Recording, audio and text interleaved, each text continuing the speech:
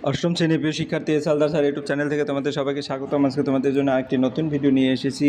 গণিত মডেল প্রশ্ন set number 1 দ্বিতীয় পর্যায়ক্রমিক মূল্যায়ন।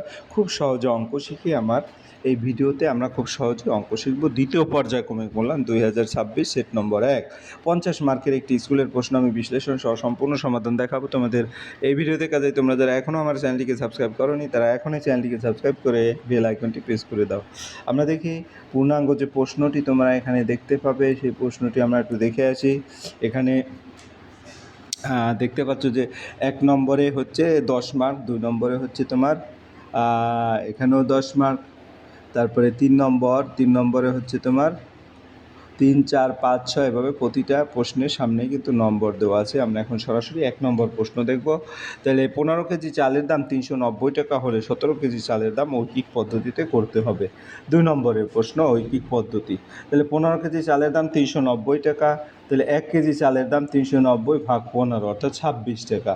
তাহলে 17 কেজি চালের দাম 26 গুণ 17 টাকা অর্থাৎ 442 টাকা। তাহলে উত্তর হচ্ছে 17 কেজি চালের দাম 442 টাকা। এরপরে আমরা চলে যাব 2 নম্বরের প্রশ্ন। 2 নম্বরের প্রশ্ন, জলে হাইড্রোজেন ও অক্সিজেনের অনুপাত 2:1, জলে মোট পরিমাণ হাইড্রোজেনের শতকরা কত আছে? তাহলে আমরা যদি এখানে দেখি হাইড্রোজেন ইস্টু অক্সিজেন 2:1, মোট অংশ হচ্ছে 2 + 1 3, হাইড্রোজেনের অংশ 2, শতকরা হাইড্রোজেন 2/3 গুণ 100 অর্থাৎ 66 সমস্ত 2/3%। এরপরের অঙ্ক হচ্ছে 3 নম্বর, উৎপাদক বিশ্লেষণ করো। তো উৎপাদক আমরা এমন দুটি সংখ্যা নেব যে যেমন -6 আছে, যাদের গুণফল হবে -6 এবং যোগফল হবে -1। সংখ্যা দুটি হবে -3 আর 2, কারণ 3 × 2 = 6।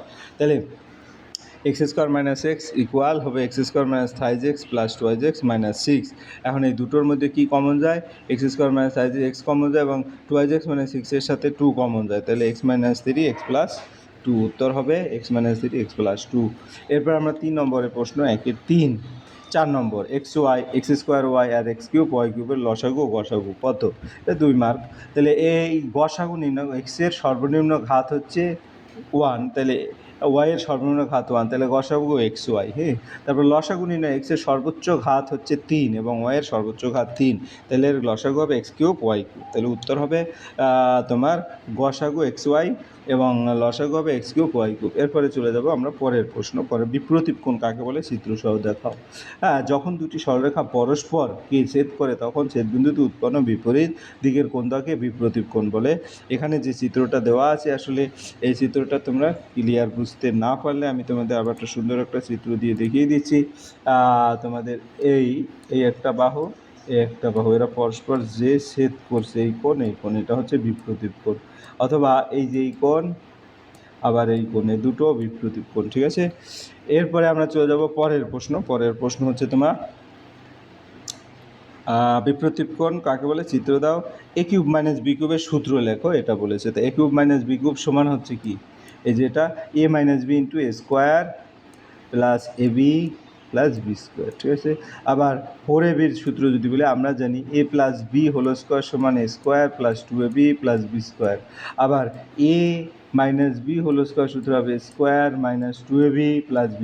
তাহলে দুটি যদি বিয়োগ করি তাহলে স্কোয়ার - b² আর এখানে সরাসরি থাকে 4ab। তাহলে 4ab = a + b² - a - b²। হ্যাঁ, এরপরে আমরা চলে যাব 2 নম্বরের প্রশ্ন। 1 নম্বরের প্রশ্ন হয়ে গেছে, 2 নম্বরে 10 মার্ক, টোটাল 5টি প্রশ্ন আছে।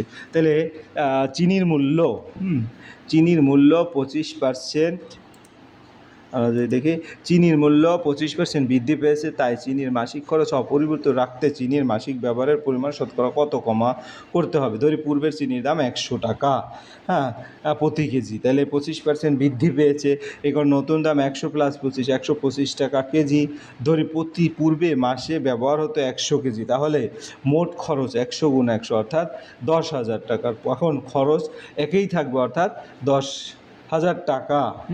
তাহলে ধরি নতুন ব্যবহারের পরিমাণ x কেজি।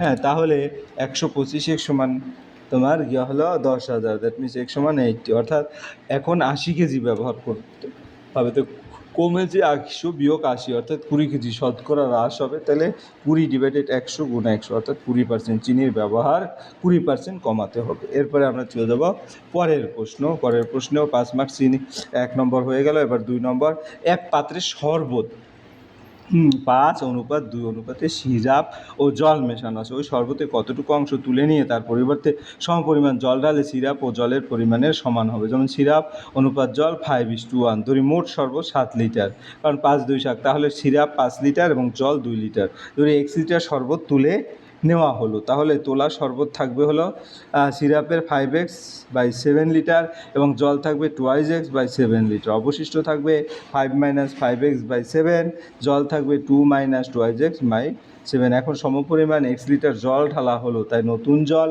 2 - 2x/7 + x শর্ত অনুযায়ী সিরাপ ও জল সমান হবে।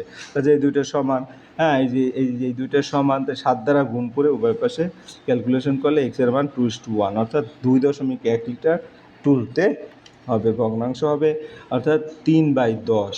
2.1/7 যদি আমরা করি তাহলে 3/10, মোট শরবতের 3/10 অংশ তুলে নিতে হবে। এরপরের প্রশ্ন হচ্ছে আমার 3 নম্বর, 1-2-এর 3। একটি জাহাজের কলকাতা থেকে কোচিন যেতে 25 দিন সময় লাগে। জাহাজটি 36 জন নাবিক সহ প্রত্যেক নাবিকে প্রতিদিন 850 গ্রাম খাবারের ব্যবস্থা করে যাত্রা শুরু করলো, কিন্তু 13 দিন পর ওই জাহাজটি অপর একটি ডুবন্ত জাহাজ থেকে 15 জন নাবিক উদ্ধার করলো এবং জাহাজটির গতিবেগ বাড়িয়ে দিয়ে 10 দিনে কোচিন পৌঁছলো। এখন প্রত্যেক নাবিক প্রতিদিন কত পরিমাণ খাবার পেল এবং ওই মজুদ খাবার তারা কোচিন নিরাপদে পৌঁছাতে পারবে? সমস্ত খাবার ওই সময়ে শেষ হয়ে যাবে। ঐকিক পদ্ধতিতে করতে হবে। তাহলে আমাদের ঐকিক পদ্ধতিতে করতে গেলে আমরা প্রশ্নটা করলাম, প্রথমে 36 জন নাবিক এবং প্রত্যেকে প্রতিদিন 850 গ্রাম পাবে 25 দিনের জন্য। মোট খাবার হবে একক দশক শতক সহস্র অযুত লক্ষ 76 লক্ষ 7,65,000 গ্রাম। হ্যাঁ, তো প্রথম 13 দিনে খরচ হয়েছে, তাহলে 36 গুণ 850 গুণ 13 অর্থাৎ 3,97,800 গ্রাম। অবশিষ্ট খাবার, তাহলে এটা বিয়োগ করলে 3,67,200 গ্রাম। এরপর 15 জন উদ্ধার করা হলো। মোট লোক সংখ্যা 36 যোগ 15 অর্থাৎ 51। বাকি পর 10 দিনে পৌঁছলো। ধরি প্রত্যেকে প্রতিদিন গ্রাম খাবার পাবে, তাহলে 51 × x + 10, তাহলে 51 মানে 5,510x সমান এত, সুতরাং x সমান 700, অর্থাৎ প্রত্যেক নাবিকে প্রতিদিন 720 গ্রাম খাবার দিতে হবে। এরপরের অঙ্ক যদি আমরা যাই তো সেটা হবে 3 নম্বর, উৎপাদকে বিশ্লেষণ করো। এখানে 3টি উৎপাদক আছে, যে কোনো 2টি অ্যান্সার করতে হবে। তাহলে x² - 2x + a + b × a - b। এটা যদি দেখি a + b × a - b সূত্র a² - b², তাহলে a প্লাস এটার পরিবর্তে লিখবো a² - b²। তাহলে x² - 2ax + a² - b²। হ্যাঁ, এখন x² - 2ax + a² এর সূত্র হচ্ছে x - a²। তাহলে x - a² - b², তো এটা একটু বর্গের সূত্র, a² - b² সূত্র a + b × a - b, তাহলে x - a - b, x - a + b হয়ে গেল উত্তর। হ্যাঁ, তাহলে আমাদের প্রথম যে উৎপাদক সেটা হয়ে গেল। এরপর দ্বিতীয় উৎপাদক কী আছে? 2 × a² + 1/a² - a² + 1/a² - 2 - 7। হ্যাঁ, এরকম আছে। তাহলে তোমার এখন a - 1/a², হ্যাঁ, এটা a² + 1/a² - 2 এরকম আছে এই সূত্রটা। তাহলে আমার 2 × a² + 2/a², আর এর সূত্রটা বসিয়ে ফেলে a² - 1/a² + 2 - 7। তাহলে এখানে সব কিছু কাটাকাটি গেলে, যেমন 2/a² এর পরিবর্তে +1/a² হয়, a² + 1/a² - 5। হ্যাঁ, আবার যদি বলি a² + 1/a² এত স্কোয়ার - 2, তাই x² + 1/a² - 5 হবে a + 1/a² - 7। তাহলে a² + 1/a² - 5 সমান a⁴ - 5a² + 1/a²। এখন উৎপাদকে বিশ্লেষণ করি, তাহলে a⁴ 5a, হ্যাঁ, a² + 1, তাহলে এখানে দেখা যাচ্ছে কত থাকবে? a² - a - 1, a² + a - 1, সুতরাং এখানে উত্তর হবে এটা। ঠিক আছে, এরপরে আমরা চলে যাবো পরের অঙ্ক। x⁶ y⁴ t = x³ y³, তাহলে রাশি হয় t² - 90 + 8। এখন এমন দুটি সংখ্যা নেব যাদের গুণফল 8 এবং যোগফল -9 -1 -8। তাহলে এটা যদি ক্যালকুলেশন করি তাহলে দেখা যাচ্ছে x³ - y³ - 1। এখান থেকে সূত্র বসালে যে উৎপাদকটা হবে x³ - 1 x² + y² + xy + 1 এরকম। যাই হোক, এরপরে গসাগু 4 নম্বরে গসাগু নির্ণয় করো। তো প্রথমে উৎপাদকে বিশ্লেষণ করি। a² - 1 = a - 1, a + 1, a³ - a - 1, a² + a + 1, a² + a - a 2, a + 2 × a - 1। তিনটি সংখ্যার উৎপাদক হবে এ মাইনাস ওয়ান। পরের প্রশ্ন গসাগু নির্ণয় করো, অথবা যেটা আছে তার সংখ্যাগত গসাগু 2 এবং 4-এর মধ্যে গসাগু 2, চলকের গসাগু হচ্ছে এ এক্স এ মাইনাস এক্স, তাহলে উত্তর হবে 2ax a minus x square. এরপরে আমরা চলে যাবো পরের অঙ্ক কী বলেছে, লসাগু নির্ণয় করো। তাহলে লসাগু হচ্ছে x⁴ x square y square plus y⁴। তাহলে আমরা উৎপাদকে যদি বিশ্লেষণ করি এক এক করে, তাহলে x³ y প্লাস y⁴, এটা কমন নিলে উত্তর হয় y কমন নিলাম x plus y, x³ plus y³ শুধু x square minus y plus y square, আবার x square minus x y কী হবে x into x minus y. তাহলে প্রথম রাশি x⁴ এটা যদি করি তাহলে এটা দ্বারাই কি হলো x² plus xy plus y square x square minus xy plus y square. সুতরাং লসাগু সবগুলি উৎপাদক সর্বোচ্চ ঘাত নিয়ে x³ y³ এটা হবে টোটাল উৎপাদক। এরপরে লসাগু, এরপর সরলতম করো, তাহলে a/a minus x equal minus a/x minus a, এরকম করে যেটা লাগবে সেটা তোমরা এভাবে দেখে নিবে, উত্তরটা অনায়াসে তোমরা উত্তরটা করতে পারবে। এরপরে আমরা চলে যাব প্রমাণ করো দুটি প্রশ্নের উত্তর দাও। এখানে 3টাই আছে উপপাদ্য, ঠিক আছে, এখানে একটা উপপাদ্য, আর এখানে একটা উপপাদ্য, একটা উপপাদ্য, 3টে উপপাদ্য। পরবর্তীতে আমরা 8 নম্বর প্রমাণ করতে হবে বাহুগুলো একই ক্রম বর্ধিত করলে যে 3টি কোণ উৎপন্ন হয়। তাহলে এটা হচ্ছে 1 নম্বর,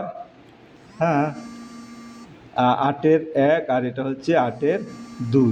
এই ছিল তোমাদের এই প্রশ্নের সামগ্রিক উত্তর বিশ্লেষণ। আশা করি ভিডিওটি যদি মনোযোগ সহকারে দেখো তাহলে ফুল প্রশ্নের উত্তরই কিন্তু ক্লিয়ার বুঝতে পারবে। পরিশেষে বলবো, ভিডিওটি দেখার জন্য অসংখ্য ধন্যবাদ। ভিডিওটি ভালো লাগলে লাইক কমেন্ট শেয়ার করতে ভুলবে না। আজ এই পর্যন্তই, ধন্যবাদ।